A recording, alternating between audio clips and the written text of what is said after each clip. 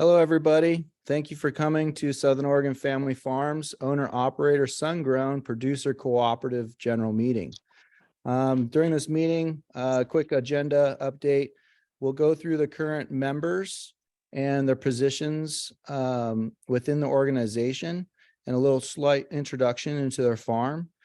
And then we'll go into prospective new members, quick introduction into your farm. There might be some pointed questions into your operations, and then we'll go next to ancillary supportive services, people that are on the call that would like to introduce themselves.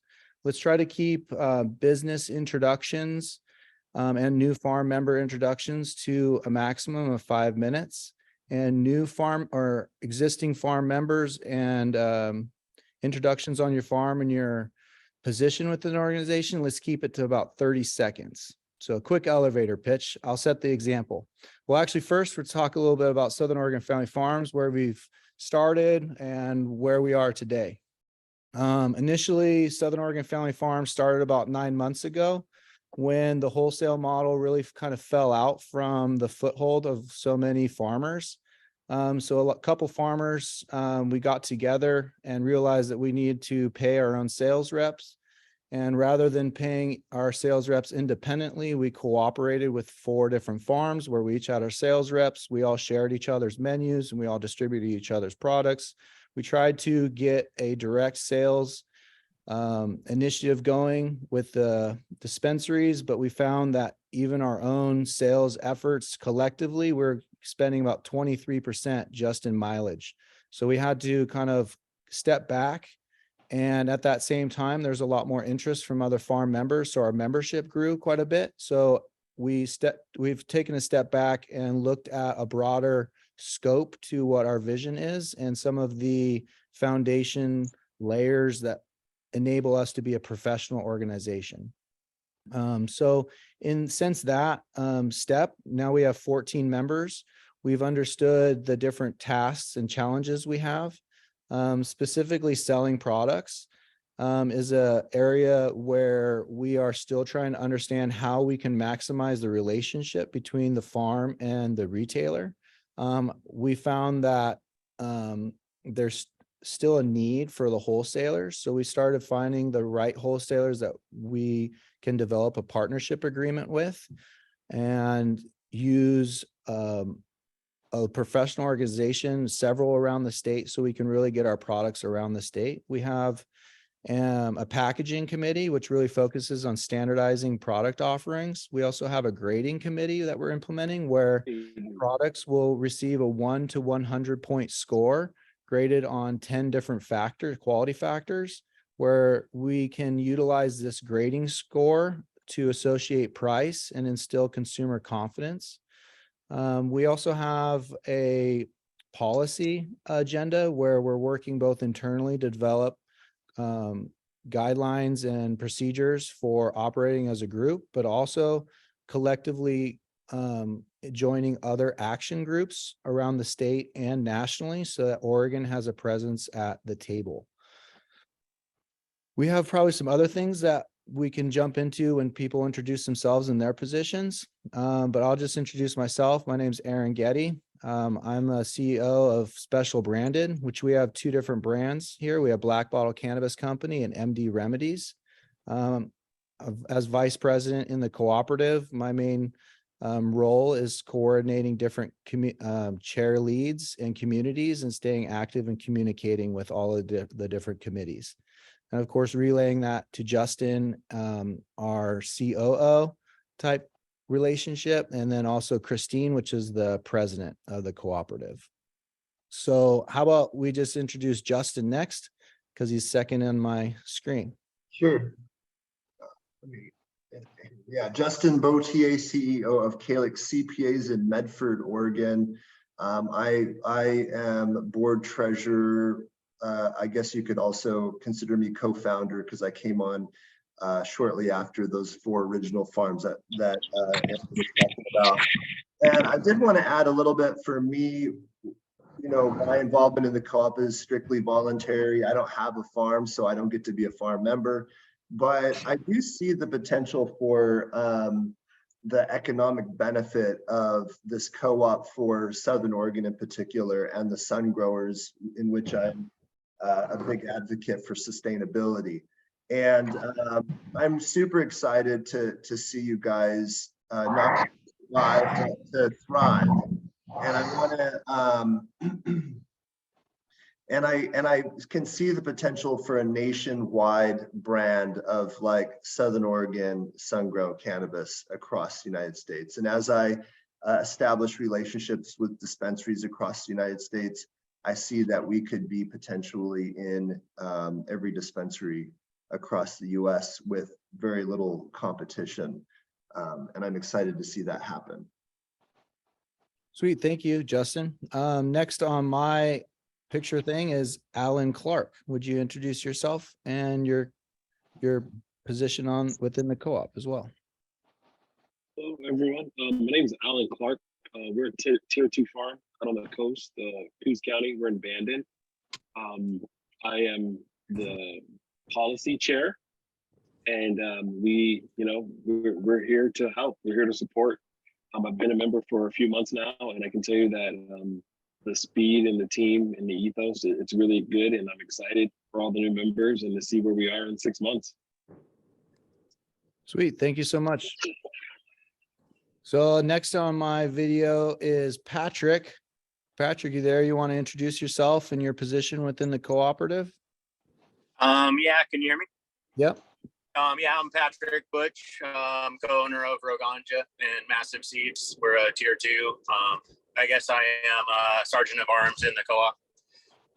Still establishing that role as it gets, as it grows. Currently our farm is tier 2 sun grown.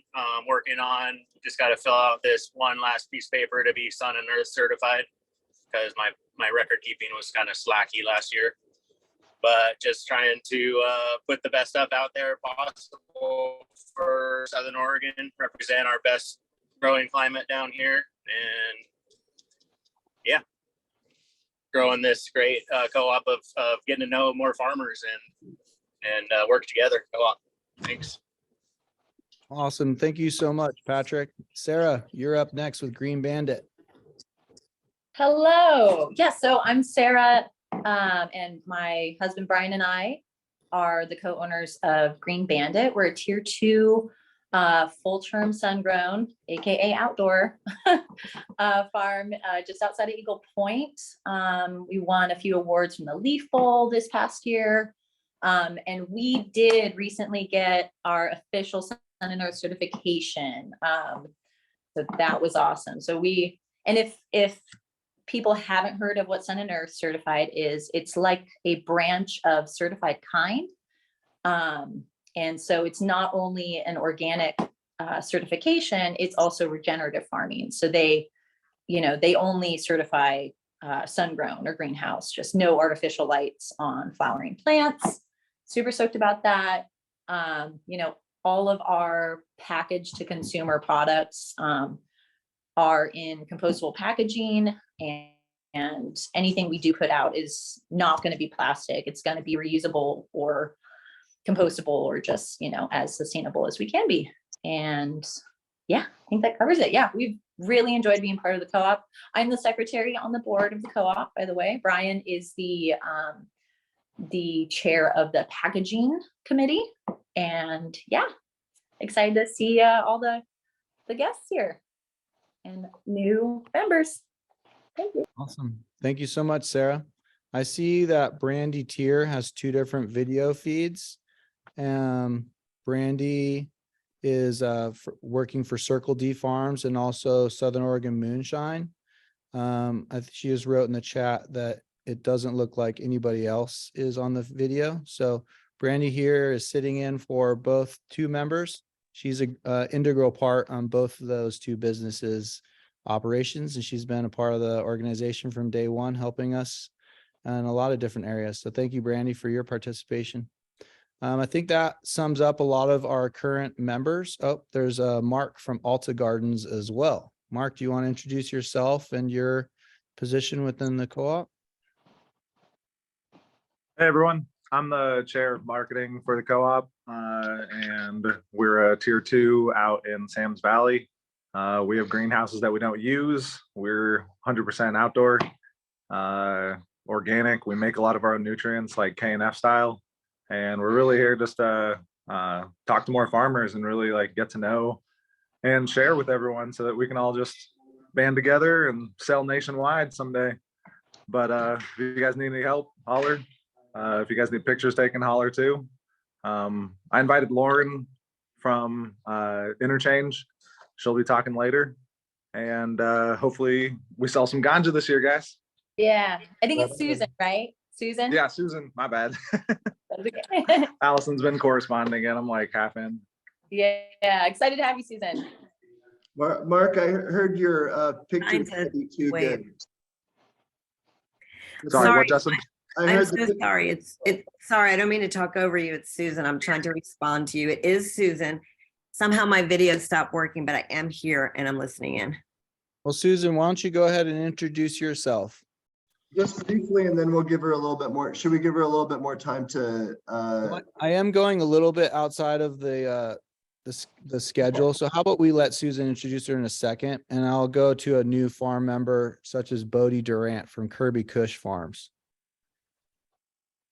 Okay, hey guys, my name is Bodie. I'm managing partner of Kirby Kush Farms. We're out in the Illinois Valley in Kirby, just before Cape Junction. We've been open since 2016. We're a tier 2 outdoor producer. And I'm looking forward to getting to know all you guys, see what we can do to make this industry better and to get our product out there. And hopefully we can all start making a little money, because it's been a struggle for us. And I would imagine for most of you guys as well recently. Straight. Yep. We all understand that.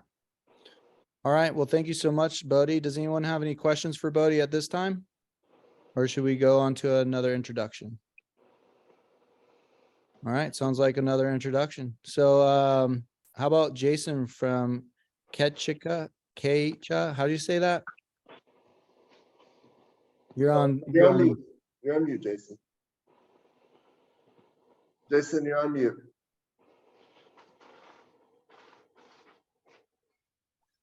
Sorry about that, guys. Yeah, so I'm Jason. I represent KCHO Labs. We are a national testing corporation. We are compiling data from testing like in 9 different states right now. It'll be 13 by the end of this year.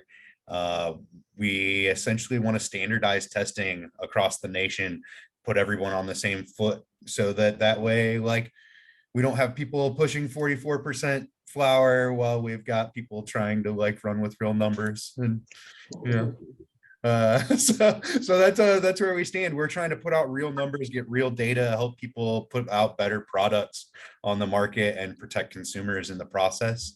We're basically all about, full transparency when it comes to your testing. So if you test with us, you want to come in, check out our operation, see how everything works, we're all about that. I'd love to come show you like how we come up with your numbers so that it doesn't seem so foreign to you.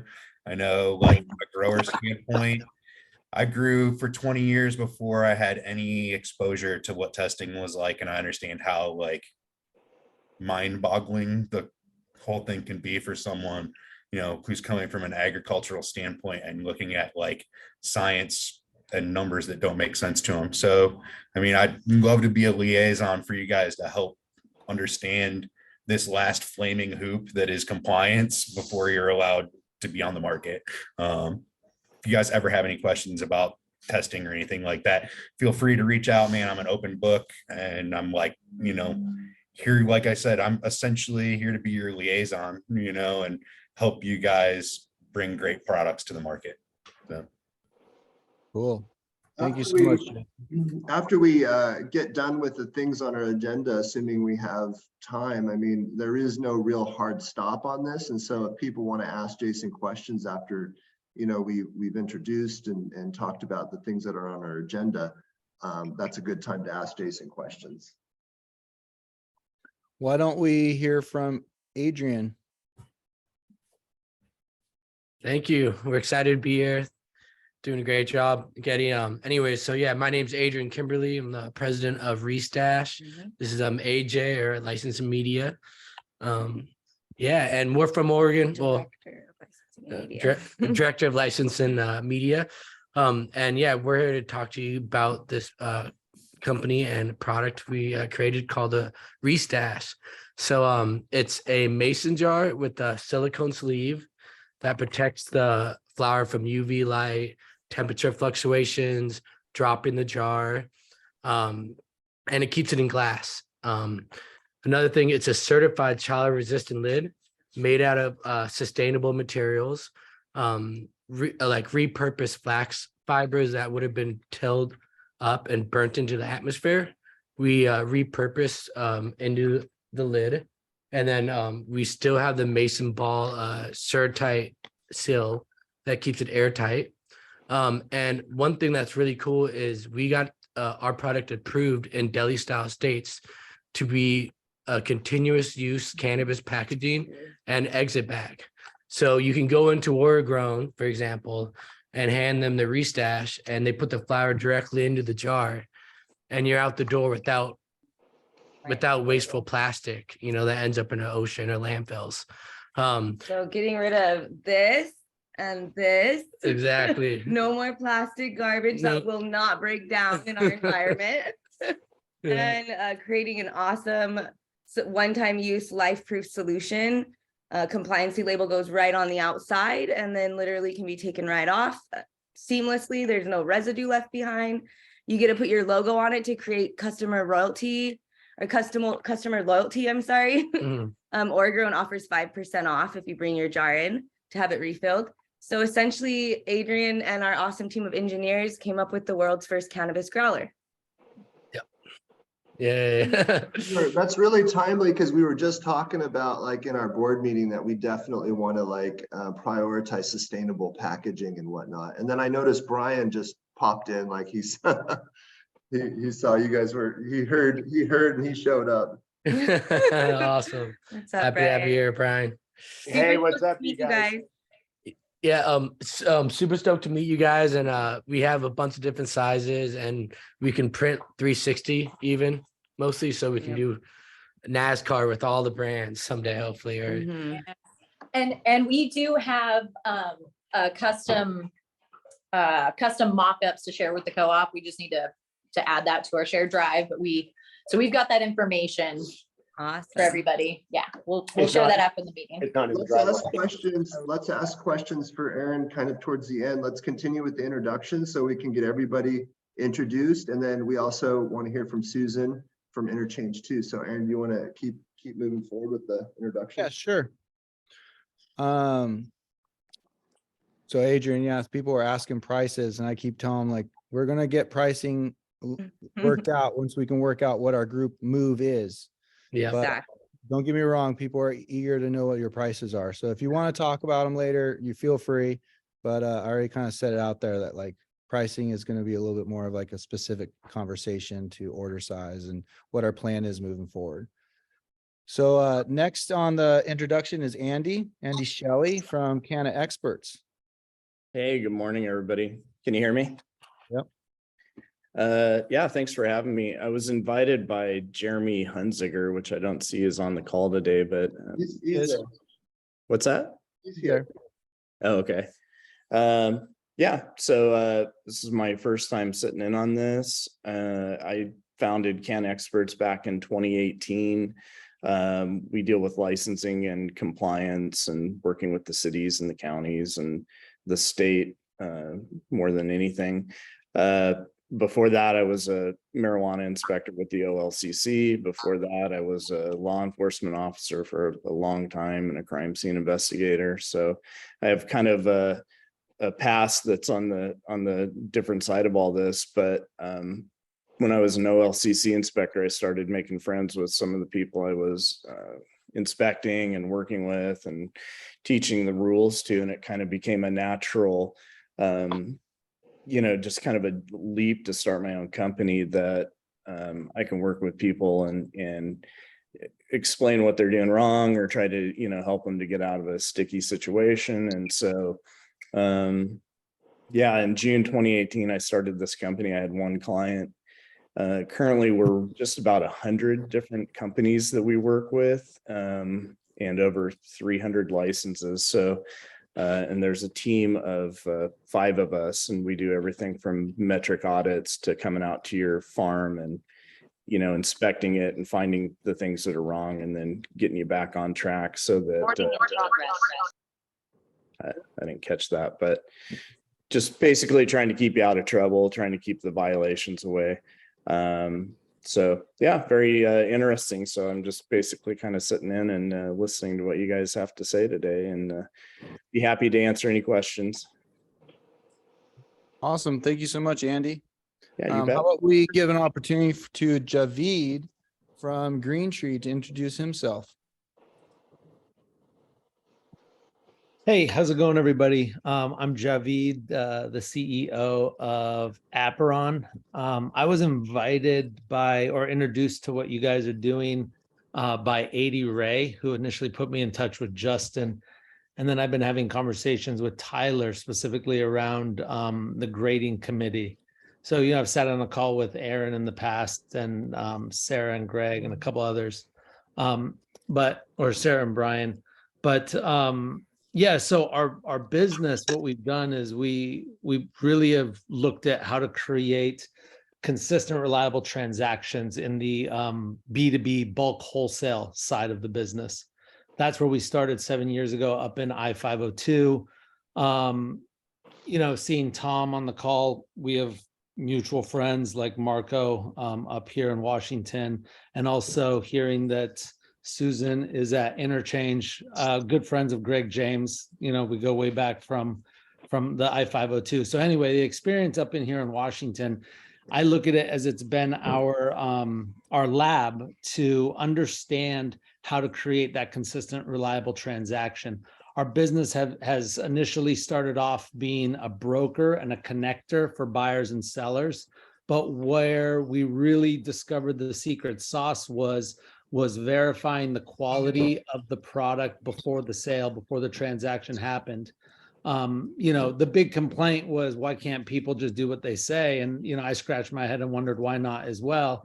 But when we got down to it, you know, we have a hashtag that we like to use in this industry called Farmers First. And I wanted to say that before I prefaced, a lot of growers, in my experience in Washington, you know, grow the best weed, right? Like a lot of farmers are like, oh, we grow the best weed. Well, you know, fact of the matter is, putting the buyer's requests and matching it to what the farmer is selling is harder than I initially thought. And so what our business really quickly became was quality verification and grading product as a third-party organization. So for the last 7 years, we've been you know, really working on that, developing our process to do that. It started with a common language. You know, I've done a lot of international business, and it reminded me of working with across 14 different countries where everybody had different import-export laws, but we all spoke different languages as well. So from fish farming and distributing seafood, all of a sudden the fishy business was very much like cannabis business in terms of people from across the breadth of operators, whether they're legacy operators with 20, 30 years of experience or new people in the industry. Everybody was talking about cannabis different. We created a common language, applied that to a standard, objective standard. We leave subjective data out of it. And over the last 7 years, we've graded and appraised more than 500,000 pounds of cannabis. We've moved over $50 million worth of material. This is all just in the bucket of Washington. So, you know, we've learned a lot, and we've learned a lot what works and what doesn't work. And yeah, I'm here engaging to see how we can help your co-op, your farms achieve your objectives. And I agree with what Justin and a couple other people echoed, is that, you know, there's these areas in the country, and there's these knowledge pools that really do come, and artistry as well, if I could, not being a grower, if I could say that lend to a very unique special product, right? And how that shows up in the plant. And I believe that it can be nationally recognized, right? The terroirs that are coming out of different parts of the country and being developed. The standardized testing is going to be a big part of it, just like standardized grading. Grading is a part of every other agricultural crop, and it goes beyond agriculture as well. And my big question in back of my mind has been, how can cannabis be traded at scale, and not just scale and volume, but scale across distance, right? And so those are the problems and solutions we've been working on. Personally, I'm a huge plant medicine enthusiast. Cannabis for me fits in that.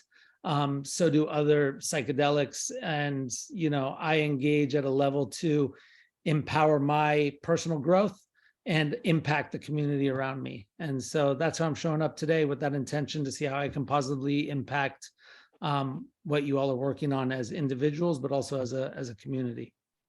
Thank you. Awesome.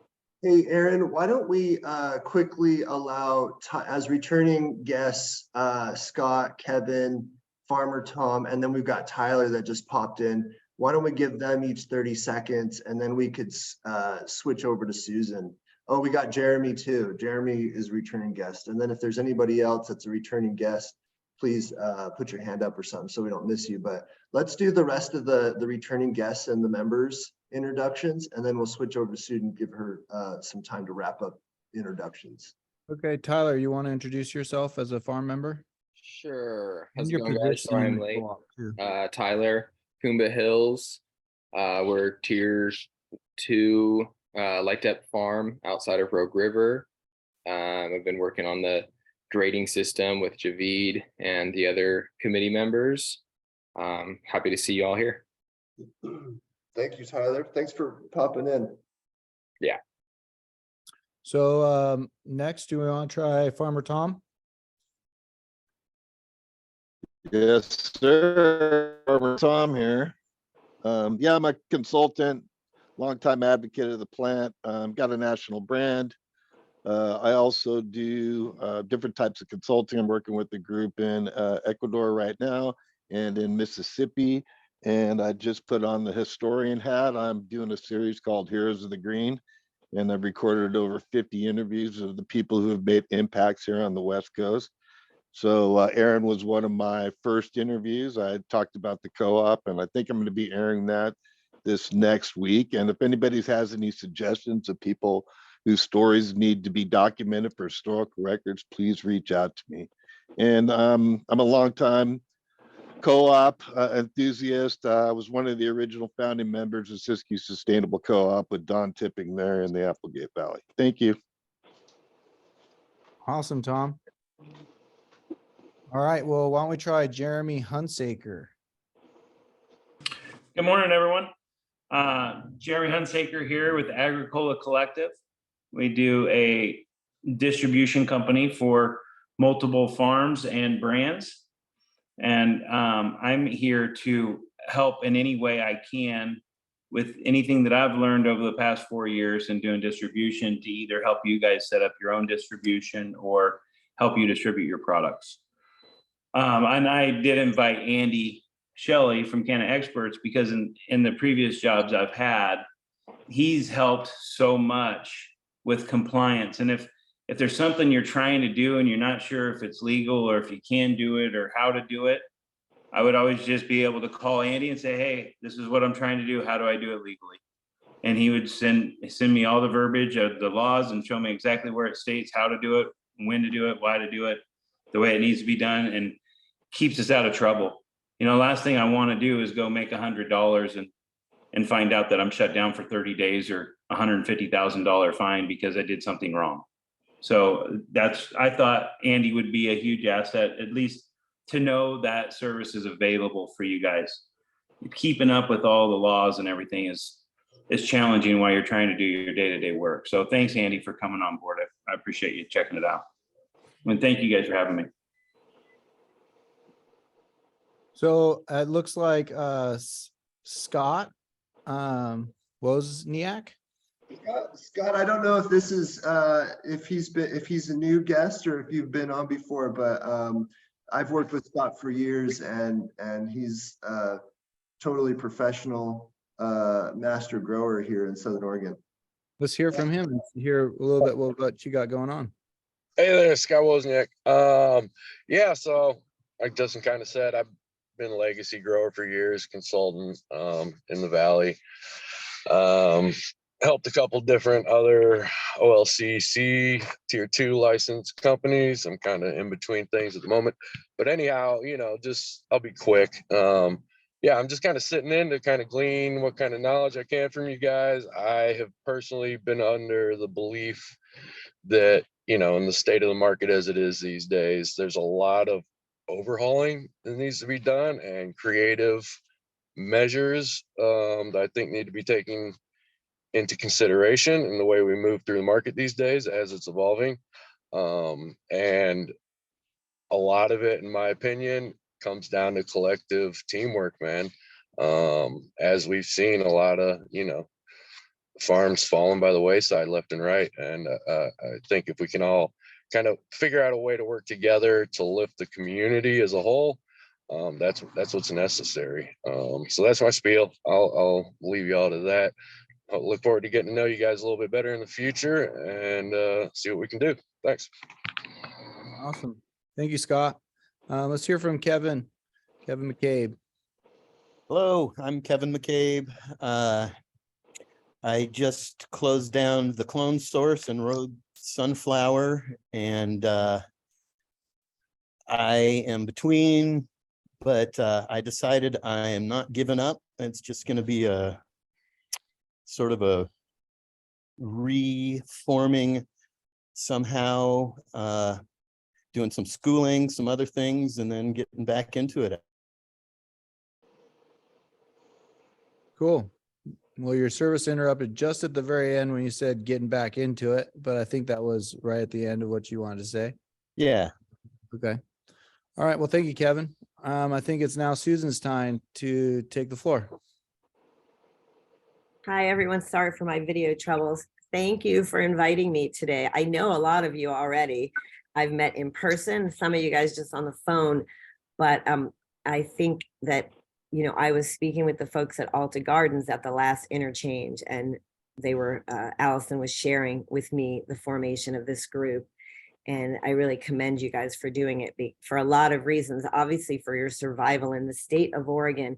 But, as somebody that travels around the country and doesn't live in Oregon and am in a lot of other markets, I think that when the time comes, when that time comes, that it is legal and you are able to sell your product across the country, people are going to want Oregon grown weed, and it's going to come from you guys. And if you band together as a group, I think you're going to do really, really well. So I give you a lot of credit for that.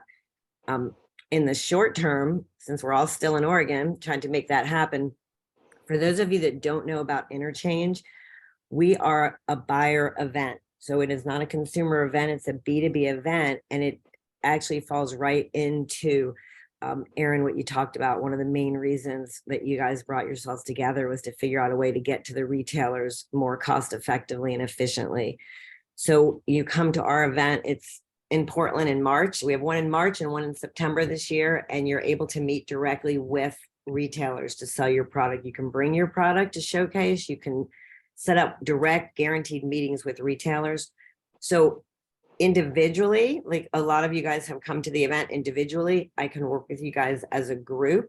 I can work with you as your individual farms. I'm open to helping you. That's what we want to do. That's the purpose of the event, is to help you guys sell product directly to the retailers. So I will drop my contact information into the chat. Anybody that wants to reach out to me, want to talk about it, I'm happy to share more information about the event. And I know you're all different sizes. Everybody's got a different thing going on. So, we've got different ways you can get involved. For those of you that are allied service providers, there's a place for you there as well to come in and sponsor. And, Justin's been to the event. So that's basically what we do. We are owned by Marijuana Venture Magazine, which you guys know. Most of you should know the magazine, based out of Washington. We do this event in Washington State. in Oregon, and now we're in Michigan. So we are expanding as well across the country. And so hopefully as things roll out, we'll be able to help you in the future also. If anybody has any questions, great. If not, I'm going to drop my contact info in there for you. Brian's got his hand up. Yeah, so we definitely do have questions. We've been talking a lot about interchange recently. I think everybody in the industry knows what interchange is, Susan. So Mhm. you've done a great job of putting together a very valuable conference that is highly recognized for its professional angle that, you know, some other conferences haven't been able to maintain that level of prestige. And to speak about prestige, one of the barriers for farms to getting involved in interchange, I can speak personally to this, is the ticket price to getting into interchange. So I'm a heavy advocate for this angle, which the angle of bringing the cooperative together under one booth is largely to save money. And so whether you're willing to talk about that right now or in private conversations, our group is really excited to participate, but we really want to understand getting that price down as low as possible. What we thought would be basic within the current situation or I guess, or design of how you could structure it. A booth usually rented by a farm is about $3,500. We would like to see the co-op take on a booth space for $3,500. And all of us farms really focus on having a Southern Oregon Family Farms booth space where, given our amount of space, we can accentuate the given farms that have the best they've already invested a lot of this money into making their booth look professional. And we want to give tribute to the companies that have made that investment and that also collectively make that workspace really ideally presentable. So the main question I have for you is that angle receptive to you and the price work for you? Or is that something that brings conflict to your business model and the offering that we're able to engage on? No, I can absolutely do that for you. And that was something I was going to recommend. And I've had people do it before. Like I've had a distributor come to the event, and not just in Oregon, but in other places where a distributor might come and take a booth and represent all of the different brands they're representing. But then some of those brands on their own are going to still come because they want to make those direct sales. So as I said, a handful of you guys have been to the event. I hope you'll come back on your own and take your own space. But regardless of that, if you want to come as a group, what you do and how many of you want to put into one space and how you want to present yourself is completely up to you. If you came to me and said, okay, we have 5 farms now that are members, or 4 farms, however many members you have by the time the first event happens, what happens in that booth space as part of that package is 20 guaranteed meetings that you're going to get. So if all of you are in there together, you're going to have to work out how you're handling those meetings and how you're pitching your group. The other thing is, for some of you that are smaller farmers that want to come on your own, but the price tag is too high, I have other tiers and other levels that I can bring you guys in on. So it's not really a one size fits all. I mean, it took us a couple of events to really figure that out. So at the last event, I had a couple of smaller farms that just had tables at the event. I didn't guarantee them meetings, but they paid a very small price for a table. They could display their product, and then they just were in the room to network. So I can work with you guys as a group, individually. If you're successful, I'm successful. So I want you guys to be able to come in force, if that, however it is. And thank you for saying that. Who's on from Alta? Is that Alan? Mark. Mark, so I just called you that because you called Lauren. Yeah, Allison's sitting next to me, but she's got a lot of stuff to do. Sorry. Okay, I was teasing you. Yeah, I think for what you guys are trying to do and the challenge that you have of getting face to face with those retailers and being able to cut out whoever else you have to cut out to get directly to them and make sales, I think interchange works for that. And I think anyone that's there will tell you that. So that's my long answer for absolutely. You guys want to take a booth together, let's do it. And then for those of you that still want to have your own space, your own thing, we will do that too. And we'll promote you guys as a group. Yeah, anything I can do to help you. Hey, Aaron, let's ask your question. Let's do one more question, then let's go on to the market update for like the next 10 minutes or so, and then kind of move down. And then if we need to, if we want to come back for more questions, we can kind of at the end of the meeting. Yeah, Sure. and you guys can all connect to me directly also. You can talk Sure. offline from this. So all I was going to follow up with is that everyone that's paid for a booth space has had high marks as far as the return. They're super excited about it.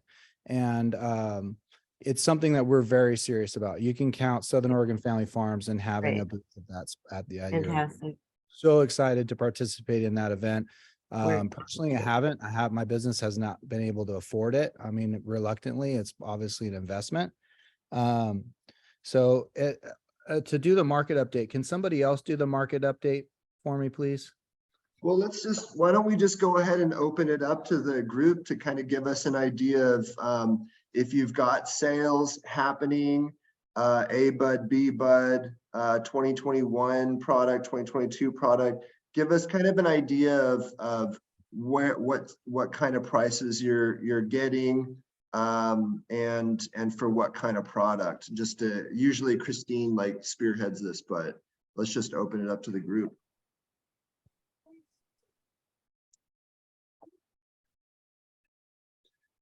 I can give mine first. Recently, we sold some pounds for $6.50. That's the top end that we've got now. And I mean, it was like 5 pounds, but it was a pretty big like store that normally hard balls us down to like 4, and we say no, and then they go, okay, I'll buy it at 5. Well, we're holding it at 7 and he asked for $6.50. So I say ask for 7, guys. That's for us. It's just some outdoor stanky stuff. It's a purple looking, it looks really good in the bag, but you guys will see it next week. Be the judge. Tyler, you're on mute. You're on mute, Tyler. There we go. We've been letting go mostly bee buds recently. Trying to hold on to a little bit of flower that we have left for the creeping upward numbers. But I've been letting the bee buds go between 250 and 3, depending on test result at bulk numbers to like 100 pounds at a time. Cool. Sarah, Brian, you guys had your hand up earlier. Yeah, bee bud price, we're hitting about the same as what we heard from Tyler there. We've been selling for $250 for the bees, but they've been going pretty quickly, and I want to go to 300, and I really feel like 300 should be the bottom end of a good quality bee bud. For the 2022 harvest. We've still got some 2021 bee buds on our menu, and we're selling those at 150, and those are still selling well for the shops that aren't as concerned with harvest date, because it's still great quality. But yeah, and 700 sure sounds good, Mark, or 650, what you guys got. We've done 550 was the best we've done so far this year, but we have sold some pounds. And 600. Okay, 600. Then anyway, but yeah, we'll push a little harder for 7. I would just say for market update, we're getting some phone calls, we're getting emails, people are interested. It certainly feels a lot better than last year at this time. So I feel like there is an upward trend, and especially in good weed. Yeah, and in general, 550, 600 is getting, 550 is getting a good response, but we were able to sell a few of our higher testing A flower for 600. I see Javid has his hand raised. I always want to hear from Javid. Yeah, thank you. I know I'm not in Oregon, but I've always found that the Washington and Oregon markets have a lot of similarities, especially with the amount of operators and the production volumes compared to what's happening through retail. So just to give you guys some perspective on what we've started seeing coming into the year, it has started picking up here in Washington across all product types. a flower product that's going directly into extraction, whether we're talking about hydrocarbon or distillate. Yesterday alone, I got the sales report out and we were just under 70 grand, which is like a healthy increase. I heard someone compare it to last year, same time. So, you know, hope is that the lower production, at least that happened up here in 2022's crop, a lot less weed was grown, even though it was a bumper year and a lot of people had solid production with that long season, at least up here for us. There is going to be less cannabis on the market in our Washington market. Hopefully the same thing happened in Oregon. Less people planted. LCB cracked down on canopy limits up here. They also, LCB is our regulatory body. And then, you know, people also just either left the industry or they put pause. You know, I have a couple clients with multiple tier 3s. Some of them only planted one tier 3, right? So there is less cannabis on the market. Now, when we're going to see healthy prices pick back up, I don't really know. That's the crystal ball side of it. Best indications are it's going to be towards the end of Q1, maybe early Q2. The variable that none of us know, it's really what the consumers are going to do and how, you know, inflation, how recession, how the just economic environment is impacting them. The retail data out of Washington over the last year, year over year, so 21 versus 22, retail tickets are the same or higher, meaning that the same number or more sales are actually happening at retail stores. The interesting fact in that data is that the value of each sale is less and there's less number of items on the sale. So it's not that more cannabis is necessarily being sold or less cannabis is being bought. People are still going in, maybe they're going in more, but they're buying less expensive product or breaking their purchases up over time. So that's our market update. I wonder how much of it relates to what's happening in Oregon.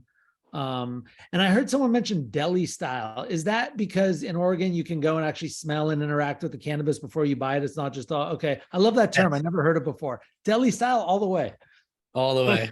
Bring deli style back. Yeah. That's the agenda, to protect the plant and the integrity of the experience for the customer. Yep. So we're hoping that in our highest manifestation, this board will present the first sort of platform for every state to start turning that like law back and bringing deli style back so they can cut back on plastic and, you know, this one-time use Mylar waste. That's like the higher vision. Yeah. So if we can make a model work really effectively with this group, then we can go out into other states and start to onboard them. That's right on. It's so much better in so many ways. So I appreciate that. Deli. Thank you.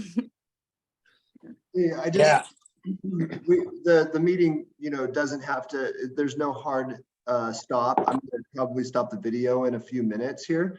But before I do, I wanted to remind everybody there was that survey that went out to the members that Andrew and Christine and I put together. There's questions. One of those questions is about how people feel about creating a price floor and then being beholden to that price floor. That conversation, we want to have more of that conversation. And so if you haven't completed that survey, please do. We didn't discuss it a whole lot at our board meeting because not everybody had responded. We want everybody to respond if possible. Sarah, go for it. Yeah.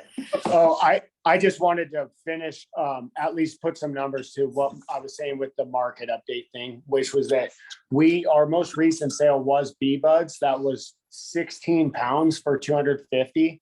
And like within 2 weeks, those same people came back wanting another drop. And so that's where I'm saying I'm going to go to 300 on that. And so because it just seemed like it was so fast for that same customer to come back for more, it seems like we're hurting ourselves a bit at 250. I just wanted to give some numbers to it rather than just tell you guys generally what we're hearing. So, and then in terms of CPGs, you know, consumer packaged goods, we I mean, I won't go into the detail of what we've got our prepackaged flour at, just because it's more complicated. But I'm curious what people are seeing for pre-roll packs so far, because we still need to produce our pre-rolls with 2022 flour this month. We haven't done that yet, so they're not out on the market yet, but we were hoping to put those out at $8 a pack. They are a 6-pack of 0.7 pre-rolls for reference of that, but wondering what people are seeing on pre-roll packs so far. Patrick, Tyler. I can't speak on pre-roll packs, but I was wondering on those B-buds that you were referring to, was that to a store or to a production company?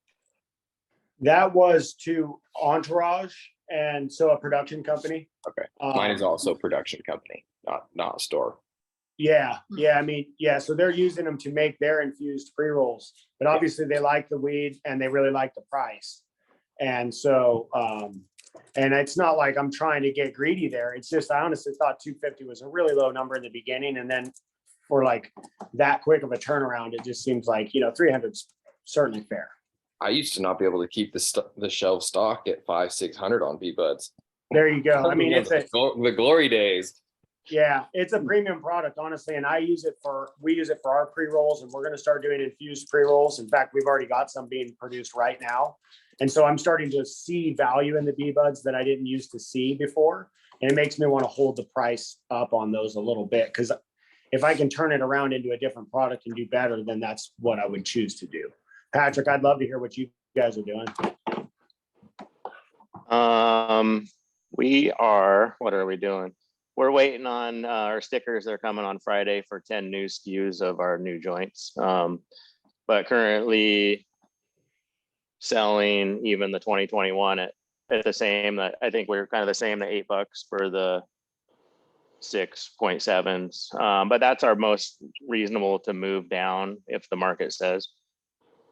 We have some new ones that's like 2 sativas, a 10-pack of 2 sativas in 1 pop box, 2 different flavors. And so that's a 1/4 ounce, and those are like at $11 wholesale, down to maybe $10.50 with the Was that 2022 flour? 2022, yeah. So we're gonna have new like indica lovers and a sativa lovers, where you get 2 different indicas or sativas in a pack, in the 10 packs, and then we're kind of and then we got another multi-packs. But I do want to, I had a question for the restash. I'd love a Roganja restash. But can you do we were talking, I was talking to Brian previously about this. Can you do the deli style pre-roll, say? And is that in like, I mean, so could you buy a bulk pre-rolls and put it in there, and then dispensary can label it? And is that in every dispensary or only certain dispensaries around Oregon? So any dispensary in Oregon can participate. And what we talked about was doing a 16-ounce jar, which is a larger jar, and they would fit a lot of pre-rolls in there. Oh, no. And what we could do is make like, sativa lover, indica lover, or we could do it strain specific jars.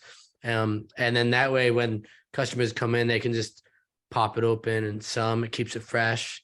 Just the marketing alone would be really cool. And we actually have a sativa indica lovers set already. It's pretty cool. It has like the definition on the back of the jar of what a sativa and an indica strain is. And then on the front, it has the picture of the leaf, the difference between the broad and the short leaf. So we're trying to get as many dispensaries as possible to like pick up the restats and start offering promotions.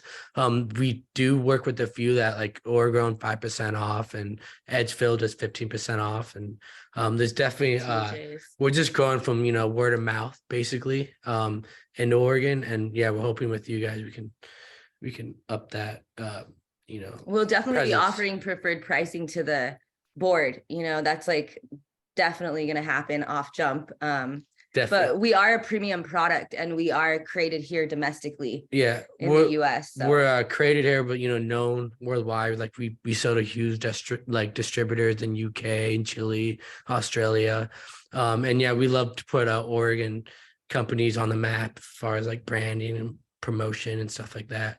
So, we're really excited to be here. Yeah. Awesome. Yeah. We'll drop you some information on our website and I'll send you a link with the Sativa Indica Lovers set that's already created for you. Hey, Melanie, you had your hand up earlier. Did you want to chime in on the price of the market or something like that? I don't know if you got your Yeah, opportunity. just to say, we're selling 5-packs in 10s, 84 millimeters for $10. We're getting that pretty Say that consistent. again? 84 Audio. millimeter and 5-packs for $10. Ellen, why don't you throw that up on the chat because your audio kind of broke out.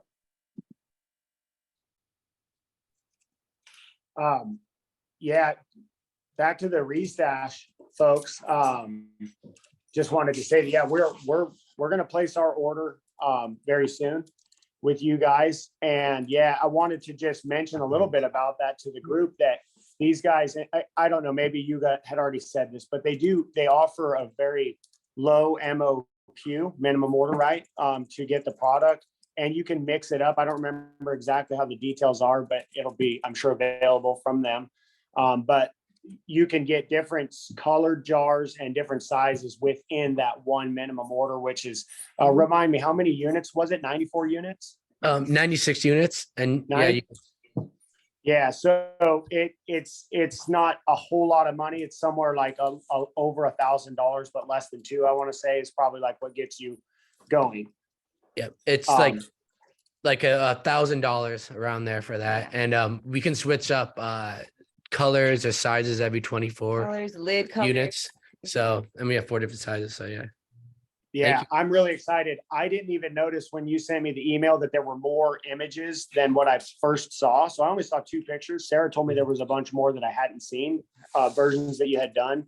And again, yeah, there are Green Bandit and SOFF designs that we have that we'll put those up on the shared folder. But anyway, yeah, we're going to get going on that. We're going to use it for the pre-rolls, which we've talked about. We're also going to use it for deli style flour, and I'm going to offer that discount. Was that what you were saying, is certain growers are already doing that? They're offering a discount on their flour? Yeah. Yeah, a lot of time it's the dispensary doing it on all flowers, but I think it's a great idea for farmers to do it for their flour, and then they get their customers, their regulars in there, and that retention goes way up. So I think something that's a little more unique than what people have been doing, but I think it's a great idea. So far for our farmers, we've had mostly premium, like top shelf premium, like in Washington Exotics, they're pretty premium brand cannabis growers. K-Savage. They're now K-Savage. They were Exotics, but they're K-Savage now. And then here in Oregon, we have Eastwood and Eastwood Gardens. And so they'll do like the top shelf, and then they'll drop like 96 of them out in the market, or, Sometimes they're like, give like 8 to dispensing, be like, hey, the next 8 people would buy my flour, give them a jar or something like that. And they love that. And they repost it and share it. And then every new strain or something like that, we do a new jar, and they become collectibles, and it's kind of a cool thing. Well, hey, Jeremy, Jeremy has his hand up. Why don't we give him opportunity to go? Yeah, just getting back to the market data. I saw somebody note in there that the OLCC is at average of 550. Does anybody know if that is overall average, outdoor average? I mean, is that just indoor, outdoor? Is that every pound? Because we have stuff from $100 a pound to $1,800 a pound. So I'm just curious where that data came from. That was Brandy. You're unmute. Oh, she's just typing in the chat. She says outdoor. She thinks. Yeah. Okay. It would make sense that it was specifically outdoor, because that's kind of the consensus that we've had. And honestly, it would be crazy to think that the total average works out to the exact outdoor price too. Between indoor and outdoor. Indoor is really going to skew that number because it sells a lot. Yeah. The state average is probably closer to 1,000.